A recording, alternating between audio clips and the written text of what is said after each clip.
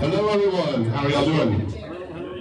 All right, welcome to our monthly meetup. This is the All Data Curiosity, All Things Data meetup group.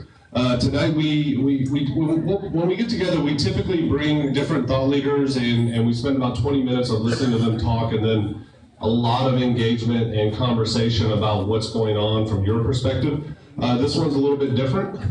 We're actually recording this session.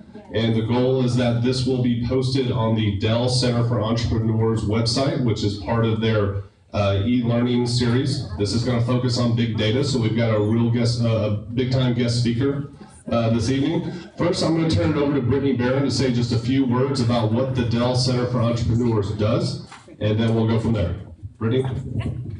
Thank you, Stephen. So, like Stephen said, I am Brittany Barron. I am on the Dell Center for Entrepreneurs team, and we are Dell's group committed to helping entrepreneurs through 4 key pillars: access to technology, obviously, capital through DFS and Dell Ventures, network, and knowledge. So as part of our knowledge pillar, we have launched a learning series once a month and are excited to have August be our Big Data Month. And thank you so much to Stephen and Matt, and thank you all for attending. If you have any questions about what we're doing with programs around entrepreneurs, please come find me afterwards or visit dell.com/entrepreneur. Thank y'all. Awesome, thank you, Brittany. All right, so before I introduce Matt, there's just a couple rules. One, you cannot talk about anything you heard tonight. I'm just kidding. Mainly, what we want to do is we want this to be interactive, but again, this is being recorded. This will be posted online. So if you do have a question, I ask that you raise your hand. Let me run a mic to you so that we can hear, so they can record the question, and Matt can respond accordingly. Matt Wolken is the Vice President and GM of the Information Management Group within Dell Software. That is the entity, the part of Dell Software that has database tools, data integration tools, BI tools, and predictive analytics tools.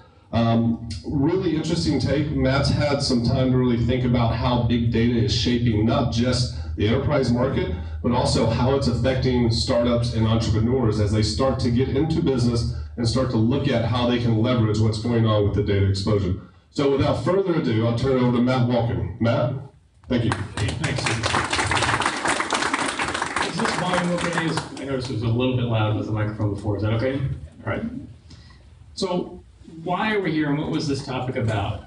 What we do generally at Dell, and my role is to create the software that makes people understand their data more. That's basically what we do. We started a software group. I run the portion that actually makes these products, the advanced analytics product. We just bought a company called StatSoft out of Tulsa, Oklahoma, which makes a product called Statistica, which is really one of the advanced analytic platforms out there doing predictive analytics and traditional statistics and so on. In that role, I could have the opportunity to talk to a lot of companies and advise a lot of companies on what are they doing with their data strategy and how can they be better at it and how can they be more competitive. Also at Dell, we talk to thousands of companies throughout a year, and we even have people who sit around and talk about just innovation. We actually have a chief innovation officer, and his job is mainly to advise companies on how to be more innovative. And you think, well, as a large technology company, that kind of makes sense.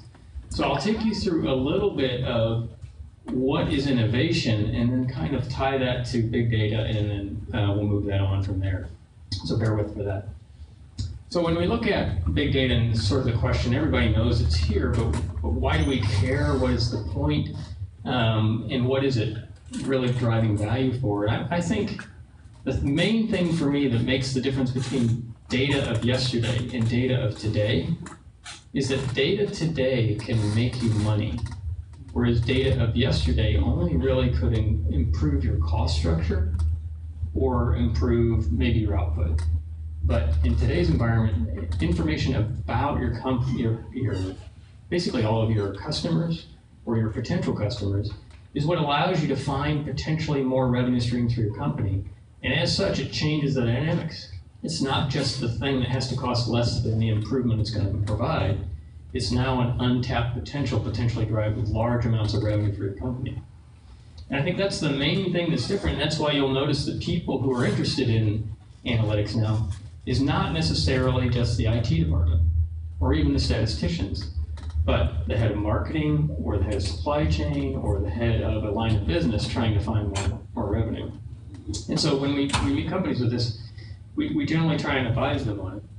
And so here's some more rankings, kind of telling you about why big data is important. I think everybody kind of gets that idea, but most every company's looking for it. They're trying to figure out what to do with it. And the chance is, I don't think they've figured it out yet. And I'm not even sure they've made the transition to these systems help me compete in the marketplace. And so what about startups, and why do we think big data is relevant in startups? The timing now is such that a smaller company, a startup company, may have advantages over large companies because innovation is so hard in large companies. Systems of operation, investments in physical infrastructure, and all of these capabilities actually kind of slow down a company. And with the availability of tools to do analytics, the availability of even application level languages that you can write analytical code in, you may have an advantage over the large company that you don't really think about, or you might think is not an advantage to you, it's an advantage to the company, but I would argue that potentially that has changed. And so we'll go through that for a little bit. So innovation in the 21st century is starting to change. And the purpose of the firm was really to minimize transaction costs, so they tried to get bigger.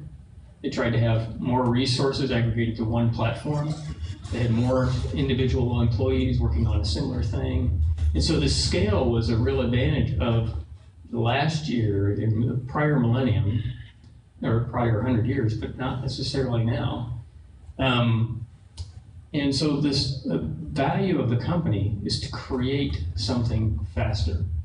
The sense of competition has become so fast, innovation is so fast. We used to think Moore's law was fast at 18 months. That's just been eclipsed by the data management space. I mean, if you think of many companies get eclipsed overnight. I mean, think of the social platforms that used to be popular and now are no longer popular at all. And that was massive companies that millions of people joined, and then they're just eclipsed and they're out of the way.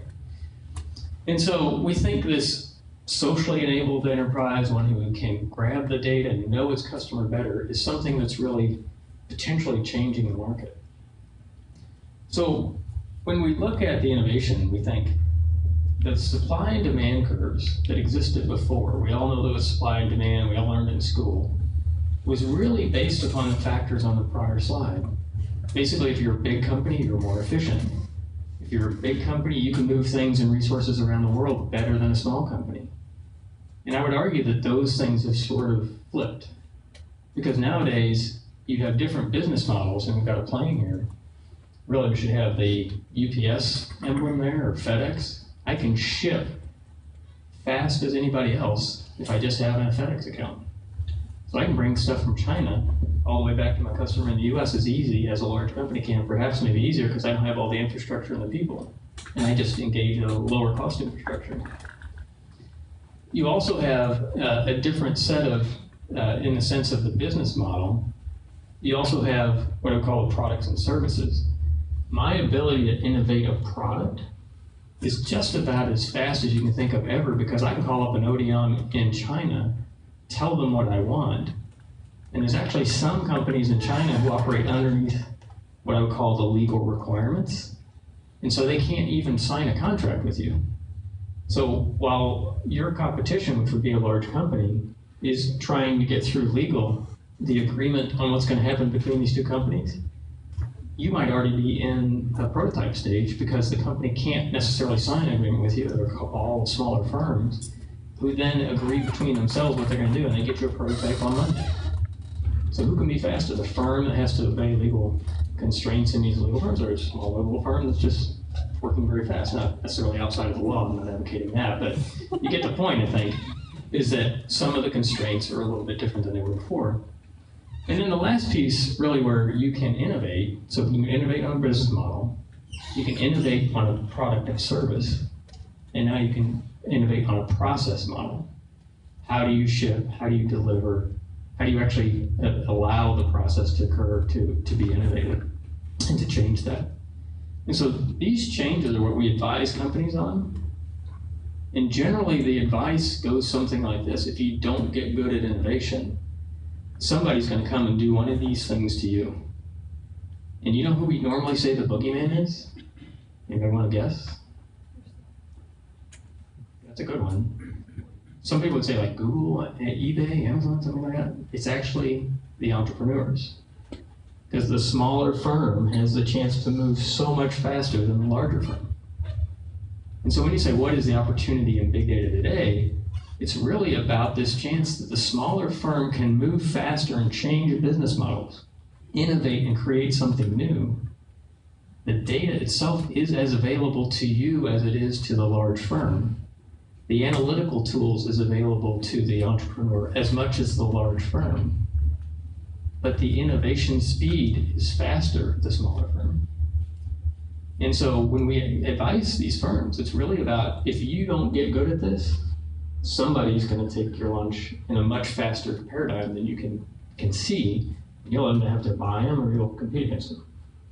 And so that's why we think really being in a big data economy, or being in the big data world today and being an entrepreneur, you actually have several advantages you just don't have as a larger firm in some sense.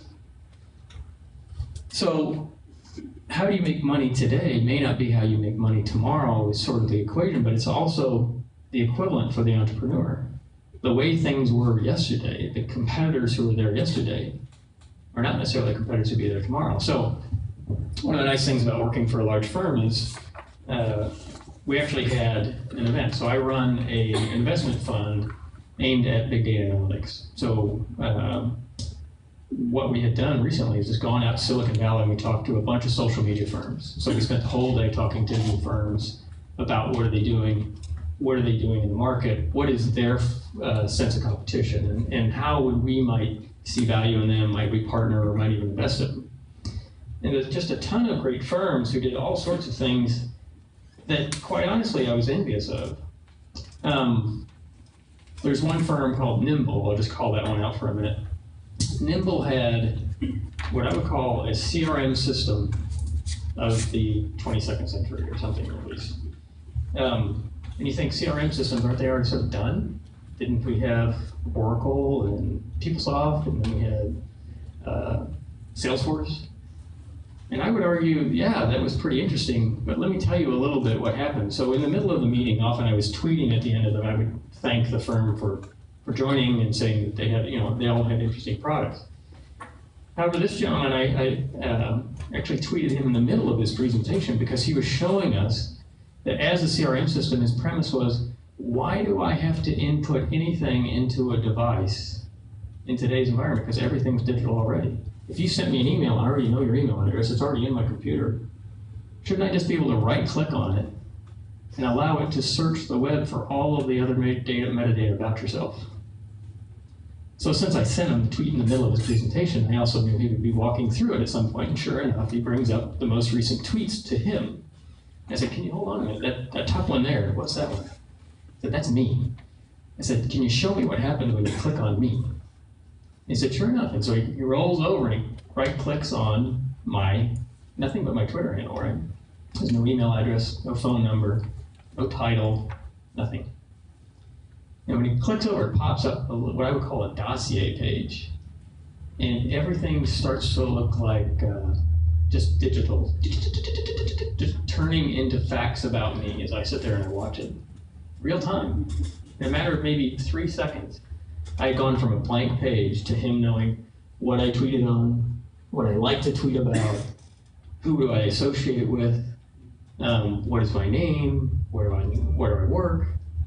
It was very interesting because he's using the open world, just the elements that you can do to crawl the web. Right? A little bit of text mining, a little bit of matching, and he crawled the web and found all that information. All of that's available to all of us in this room and everybody else. And so that sense of innovation now, there's a lot of intelligence behind that. But that sense of doing it differently than anybody else had done before, and in a way that is really modern, right? You think, well, why the heck am I collecting business cards and putting them on my desk, or having a secretary do it, or typing it in myself? It just doesn't make sense today, right? You have phones. You send me your phone number. Almost the same thing can happen on a phone number. And so, how do we innovate? Where is this innovation coming from? Did Salesforce come up with this? I know they got a lot of smart people there, I'm sure. But I'm sure there's a lot more smart people outside of the organization than the ones you have inside your organization, right? The world is bigger than just your company. So that was one little illustrative point. So let me bring up a couple others. You would think of companies that are established on big data, right? So I just wrote down 3. Google, eBay, and Amazon. I think we'll all agree they have an advantage over all of the prior generation because they use big data, right? Not one of those companies doesn't have systems, measurement, and even employee incentives to use big data. At eBay, they actually compete against one another for the best new analytical algorithm that points a new sector of value inside of their offerings. And so their marketing department has a specialized incentive system. And they compete only on the value they create over all of the existing business, right? So they're already at the stage of having incentives there. But I've put together a couple others. So anybody know the name Blosser? Anybody know the name Zillow? Yes. So we all think Zillow's the latest new thing. Well, Blosser is just a brand new firm, came out with really just natural language search. Find me a home in Seattle with a pool somewhere near the water. And that's what you put in the search term instead of selecting boxes on a website, ranges of price and so on and so forth. But that really changes the interface and the delivery to the user. So that firm is chasing the long tail. All of those results that Zillow would have left off because it didn't have the boxes to click. Because Zillow went after the old way, which is really not that old, of click boxes and selector fields and so on and so forth. Refresh is a little app that I think is really quite interesting if anybody's seen this one. It will actually take your contacts, and as you have your appointment on your calendar, you just say, I'm going to meet with Joanna tomorrow morning. It will search on Joanna overnight, just immediately while you're there, and find out the 5 most relevant things that she cares about for today. What did she tweet on last? What did she comment on Facebook?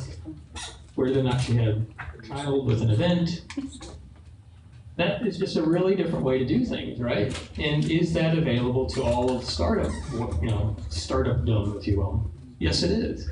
And so that sense of innovation, that sense of newness, that sense of using analytical apps to find out something and create new value is there. It's available to all of us, whether you're using R or Python or any other system, to create a new idea, to find an innovation, to see those data streams, that massive amount of data that's out there, and re-envision maybe a current product, maybe a prior product, or maybe a brand new product.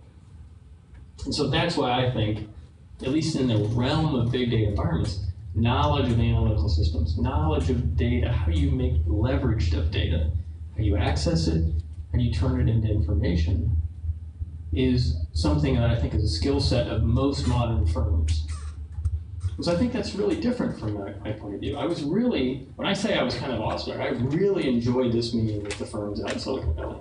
Because every time you're sitting there going, that's exactly the way we should be doing this. Boy, that makes everything else before look really, really silly. Not silly, but dated, right? It's something. There's another one called Watt Vision. And so what they make is a little IoT device, really for managing your electricity. And it's just it actually watches the little dial and sort of says, what's going on with your electricity? When did you use more electricity? When did you use less? How can we save more? How can we do things? Neat little things that people can do. So I hope I'm conveying the idea that if you have an analytical bent, you have the capabilities and skill set, or at least you invest in them or have somebody on your team who can do this. And you can pursue the innovation around the business plan, the process, and all of the product. You've really got almost an infinite number of places you can add value. So this is another aspect of innovation.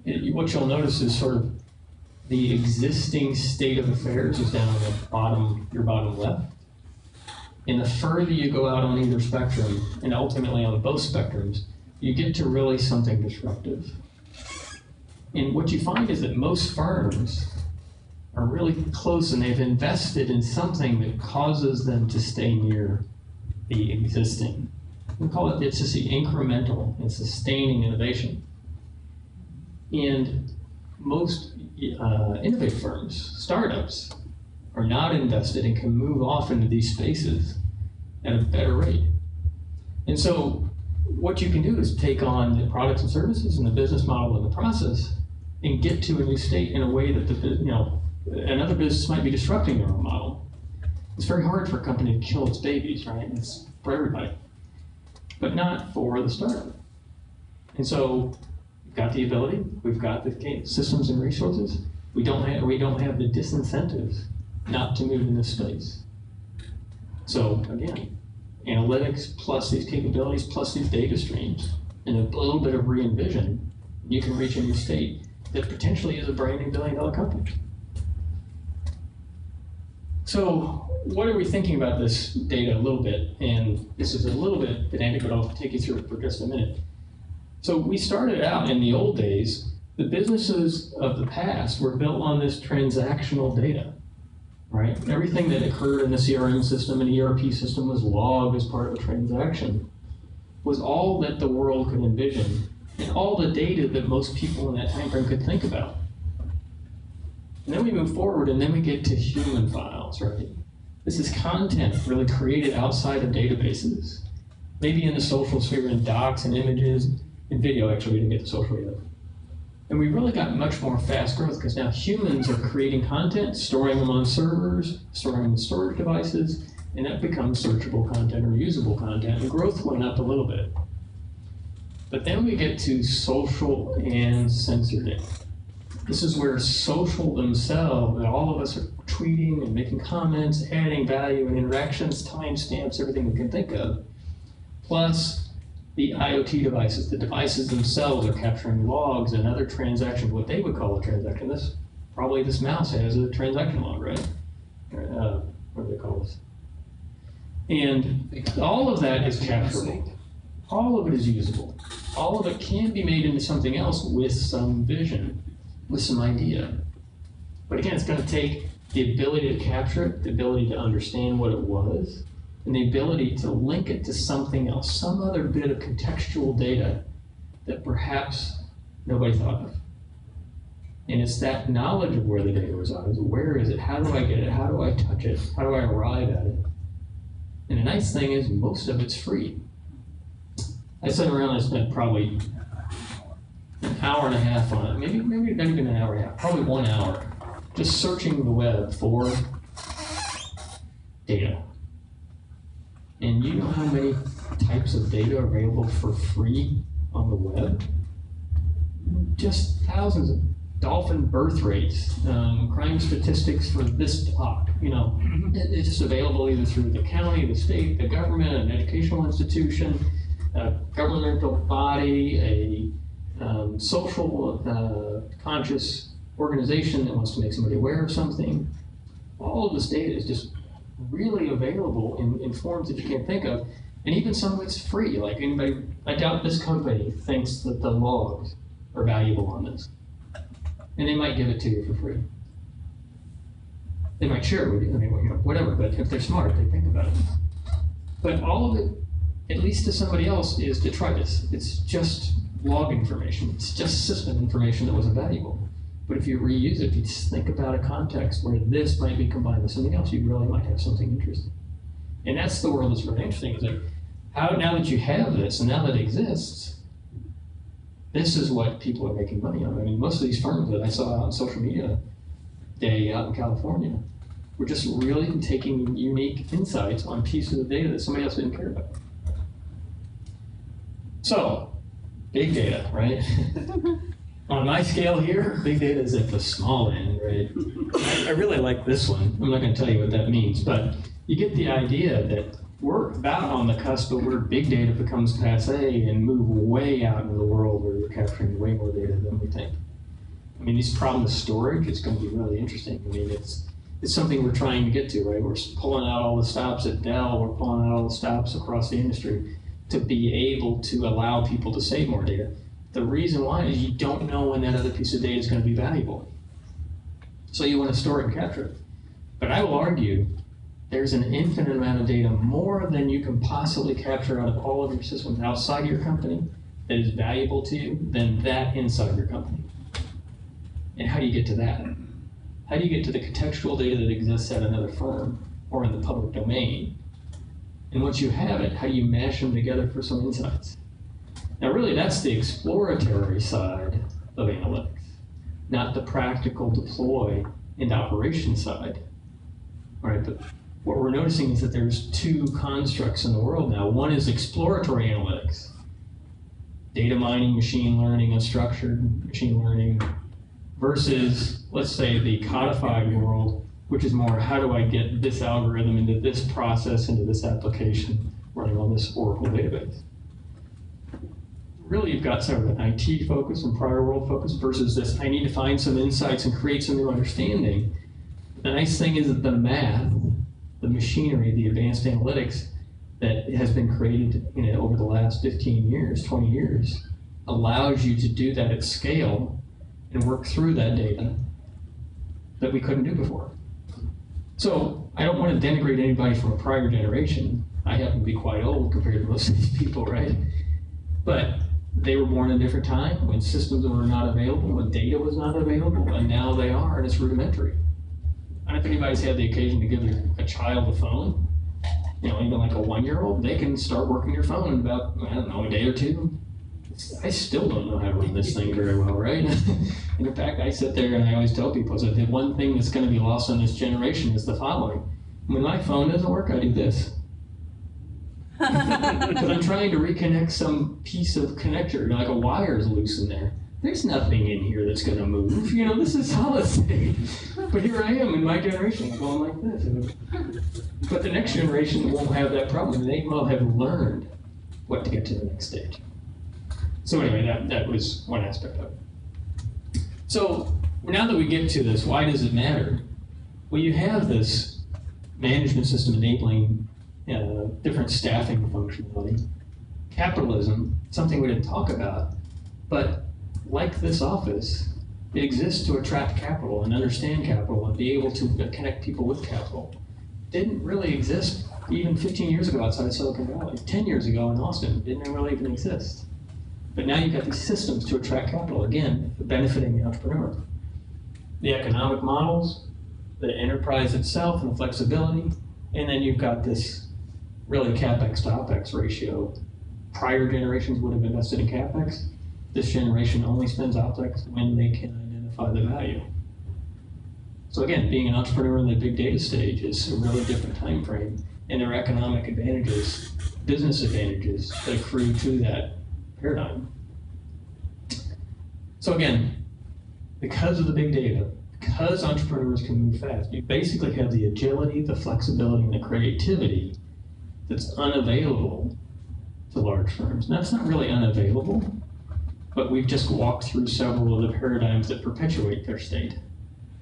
But it doesn't have to be that way for entrepreneurs. So that's why I think there's this burgeoning opportunity for cognizant and people who are aware of systems and operations and know analytics and can have a vision around the data itself. This will be really the last slide, but really it talks about the process that your competitors are going to do if you take on this task. Even at Dell, we've invested all the way across this in systems and operations, all of the capital expenditure for us to create these systems at a scale of 100,000 person organizations. You know what? That cost us a lot of money. And we're not ripping that out tomorrow, and we want to take advantage of it. So it'll be our legacy. We will hold on to it for a little bit. We'll still innovate. I like to think Dell's innovating a lot because I'm part of it, right? But you'll see the difference. The fact that a small entrepreneur can rent all of this stuff on an expenditure and not have it when they don't need it and not invest in it when it's not available yet. So they can get this on an account. Swipe a credit card. And these systems show up. FedEx will do all of your delivery, holding your operations. Again, another advantage. So, you know, the mindset of the startup entrepreneurs gives you a few advantages. Those advantages, I think, are something that are really interesting for big data.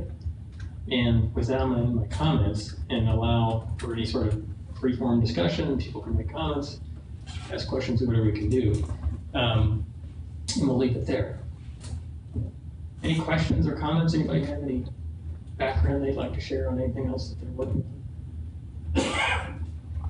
Yes. Hold on 1 second. Let me use your mic. What are the hottest industries now for big data? I mean, do you see healthcare being number one or telco in your Silicon Valley discussions? What do you see as number one? Well, the session that we had in Silicon Valley was all about social media, so I didn't have a firm in the room that wasn't dealing with something in social media. But what they were dealing with was, I would say, something related to customer intelligence, marketing, or anything in the customer value chain. That was where most of the social media was going, because really it's people making comments about their lives, about what they like or don't like. So that meeting was about that. I don't think we're quite yet at machine-to-machine IoT. I think that's probably still a little bit out. Right now, you cannot talk to that light bulb, right? It doesn't even have a facility for you to connect to the internet. But you might be able to talk to the GE network, which talks to that light bulb. So I view that in that space, there's sort of still a network of networks capability going on, so I'm going to push that one out for a little bit. I think when I look at some of the industries, healthcare is a big one. I think more from a governance point of view. I think manufacturing is a big one because there's a supply chain preceding your product and your components all the way to there's a supply chain down after you, all the way down to the customer. Retail is another one. Just the sheer number of transactions, bits, bytes. We did work with where we took the transactions from a cash register and hooked them up with a video monitor. We could actually watch every person move around the store, and we did this with the cat. And what the nice thing about that was, through video recognition, you could actually identify each person as a unique person and then follow them around the store. And we could trace the path and sort of see, did any path create in more revenue than any other path? And the nice thing was we found out if they tried it on, they actually invested the time to go in the back and put something on, more than likely that increased greatly the opportunity they bought something that day. So what this turned into is vising the gap.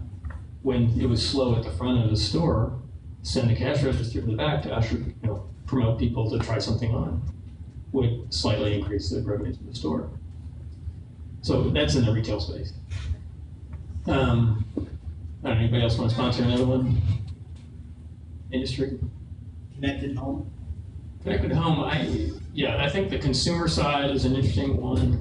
I generally, we're not focused there greatly, but I think there's a great opportunity there. I'm not sure what the revenue model is going to be on that one. Your thermostat to your car, how much do you charge for that?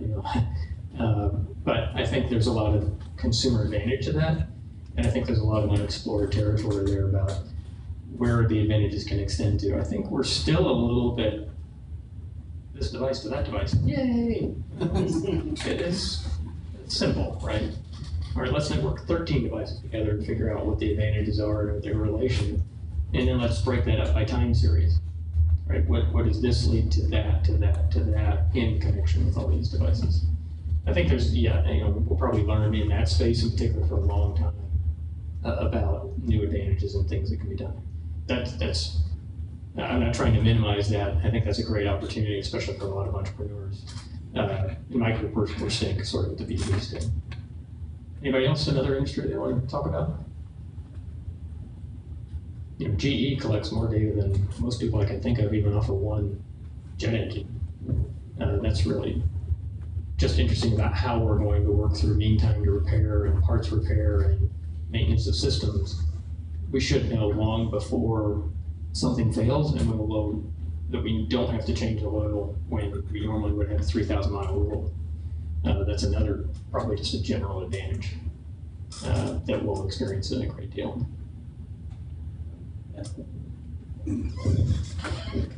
Yeah, FedEx actually came to us with a thought about, it was the guy that manages all their fleet worldwide, all their aircraft. Mm-hmm. And they have major hubs, so all the major hubs have just the right parts and the right service guys to service planes when they have an issue. But what he wanted to do is, how can we predict when a plane is going to have an issue, what kind of an issue it's going to have, and where it might be, so that they can somewhat predict beyond the hubs, what they might need in order to keep the fleet moving, right? So, I mean, that's something, again, like you say, knowing more about not just the aircraft, but about parts, like, your supplier part information, and a whole bunch of information that could affect and come up with a good solution, possibly. I'm not saying we have one, but it's just a thought process and something that with more data, with more analytics, you probably could come up with a solution.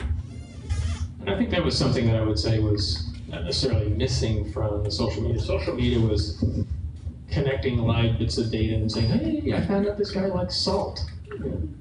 Right, client, that's pretty neat.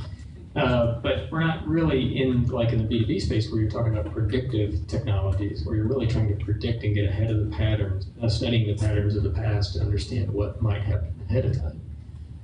And I think that would be one of the big differences I would say between the social day and what I'm seeing in other industries, where they're really taking patterns of the past. Now, this is where the data is important, right? Not only can I just tell that you like this now, but I can tell you like it every other Thursday. And now I can predict that you're going to like it this Thursday, so I can send you a coupon on Wednesday night to let you know about Thursday. So that's the other piece that I think is really interesting about these systems. It's not just the general associations. It's just finding the basic pattern. It's what is the pattern of behavior you can affect, and that's where that revenue comes back in again. It's why it's not only just the cost that these systems are helping find and identify. That's the fact. It's helping identify the pattern that allows you to move past that and into the next period where you understand what might happen. If you can predict behavior, you can start to affect it, or you can derive revenue from it. Or just as much as if I know who's going to win the next horse race, there's an advantage for me there. Just on the betting side is when I'm betting in. Any other questions? Got a question? Come to you next.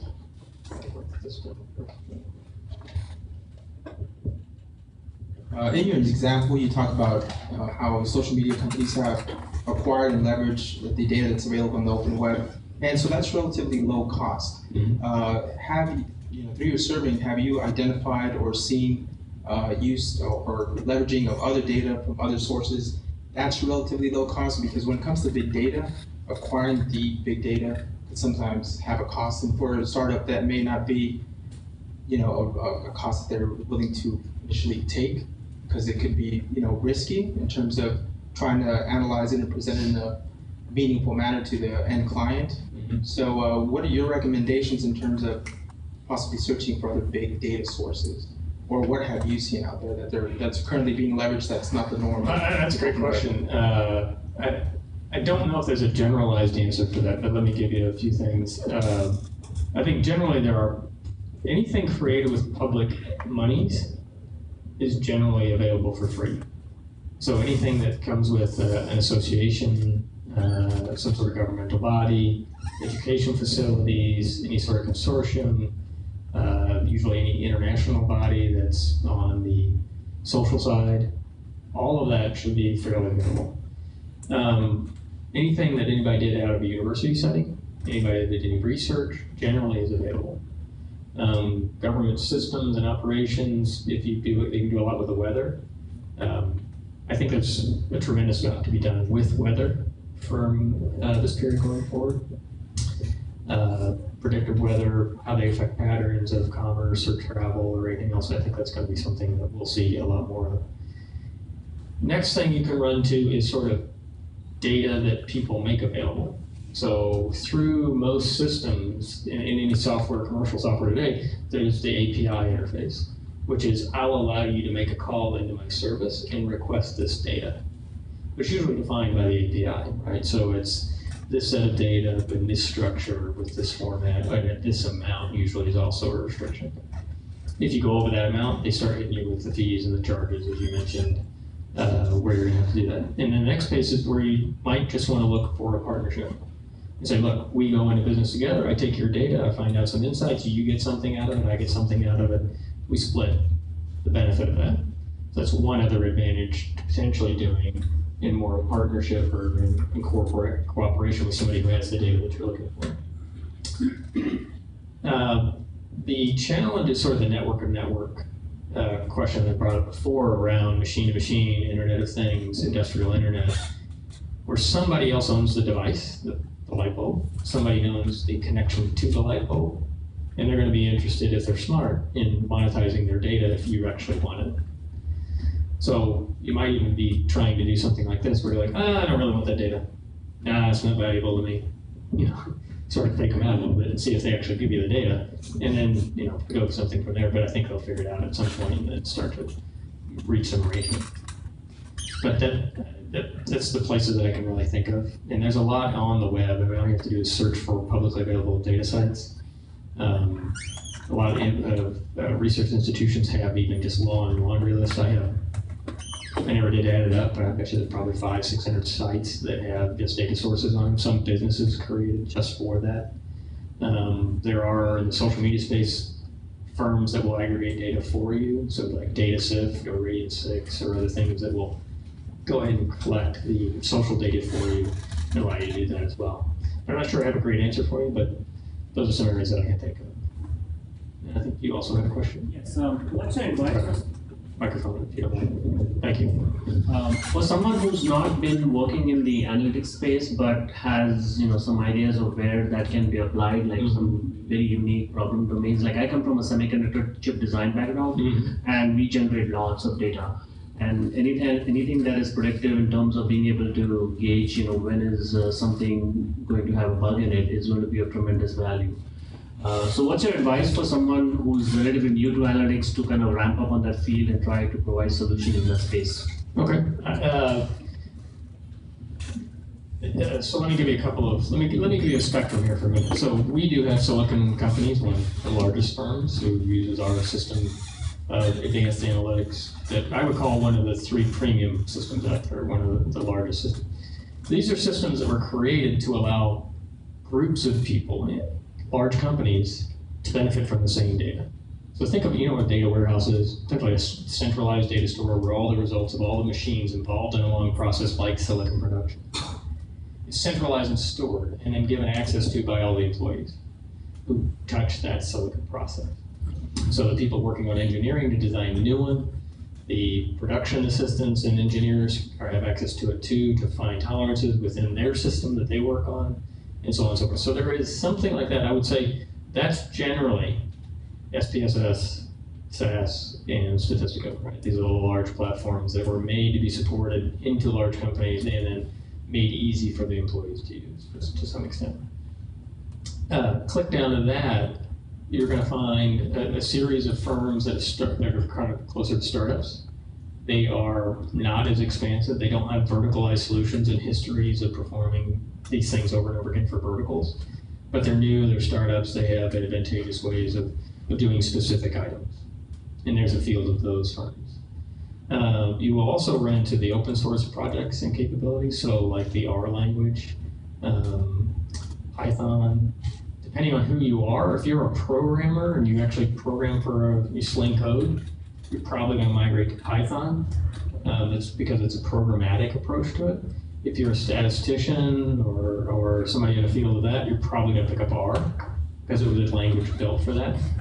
There are new languages coming on, like Julia, which was built to sort of give you the best of Python and R, but it's not yet as advanced, so that probably is a couple of years out from that perspective. So those are the systems that you can learn.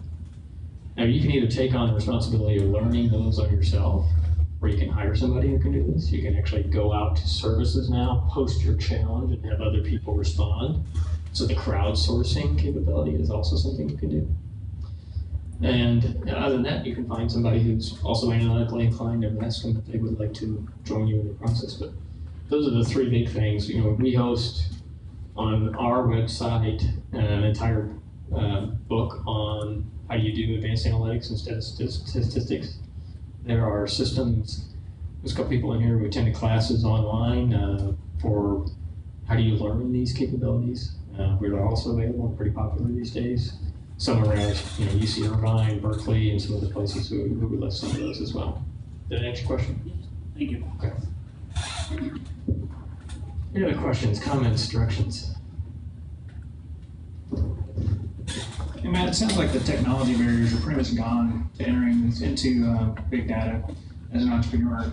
It also sounds like, and I'm asking maybe for some confirmation, is the skill barrier going down a little bit? Are people that are more process inclined or business inclined able to enter this a little bit easier than they used to? I think that is a difference that's happened over the last several years. I think certainly if you go back a few years, the systems that created this were mainly command line interface driven systems, and you had to know what the commands were in order to take advantage of the systems.